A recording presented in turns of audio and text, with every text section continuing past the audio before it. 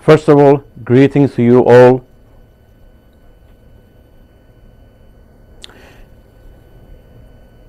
First of all, greeting to you all from London.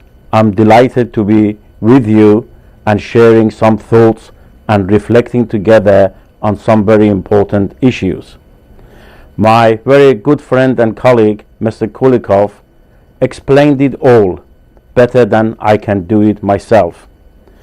I see World Public Forum Dialogue of Civilization as a unique NGO, as a wonderful civil society. Why? First of all, it has brought many people from different backgrounds, different cultures, civilizations, different academic disciplines, as well as activists, cultural leaders, spiritual leaders, business leaders, students, young and old, together for the last 9 years or so in Rhodes. But most importantly for me, the uniqueness of World Public Forum Dialogue of Civilization rests with the fact that it is the people's forum. It's a platform for the people. It is not owned by anybody, and therefore it is owned by everybody. There are other platforms of dialogue, but usually they are owned and promoted by certain people with certain agendas, either governments or businesses, banks, and so on. World Public Forum has no agenda except the agenda of bringing people together for the common good, addressing some challenges and crises that we are facing together, and trying to find possible solutions so that together, regardless of who we are, we can contribute to the building of a better world.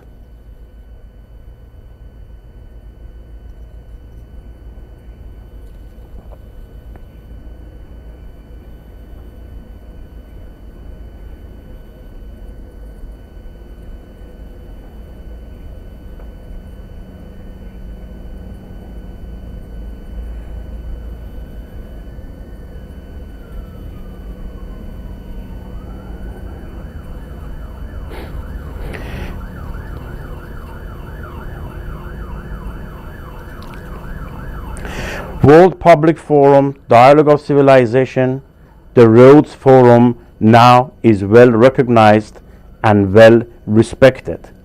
More and more every day the world is recognizing, the world is realizing that there must be a different path to creating a better world than conducting ourselves, than the new liberal capitalism, the valueless capitalism that only needs to know money and profit and bonuses.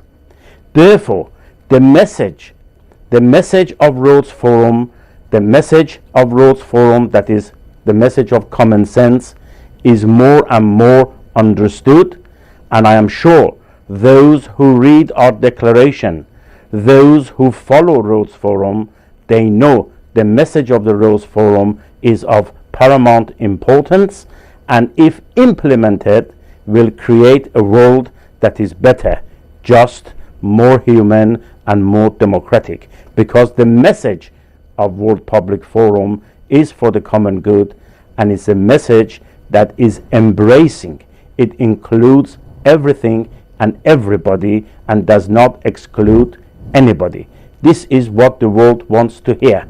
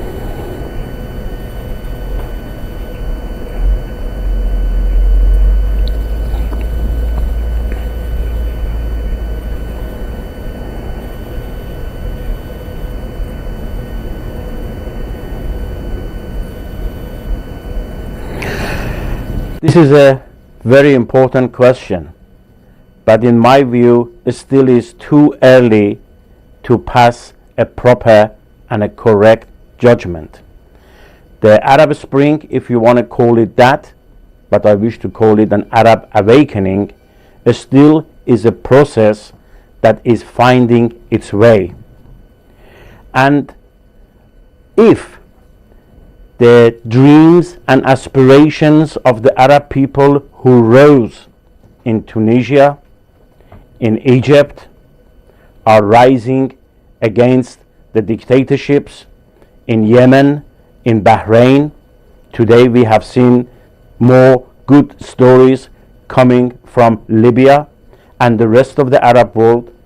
If this uprising, this revolt, leads to the realization of the dreams and aspirations, if it creates a more just, equal, harmonious, peaceful societies, then dialogue becomes possible.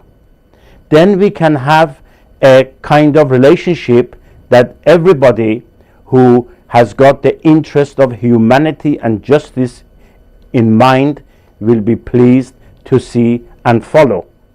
Therefore, I will caution you that we have got to wait a bit to see what path and what directions the developments in the Arab world will lead to. On Sunday, there is election in Tunisia. Let us see what the outcome is going to be. Soon, there is going to be an election in Egypt. We have got to wait and see what kind of direction the Egyptian people will be following. Therefore, we need to have time. But nevertheless, given what has happened in the Arab world, this awakening is reason for celebration, because it is the beginning of bringing about democracy and human rights, freedom, justice, and equality to the Arab world. We must not have a world that is so separated by the way the values are practiced in the West and East. These values must belong to all of us, wherever we are.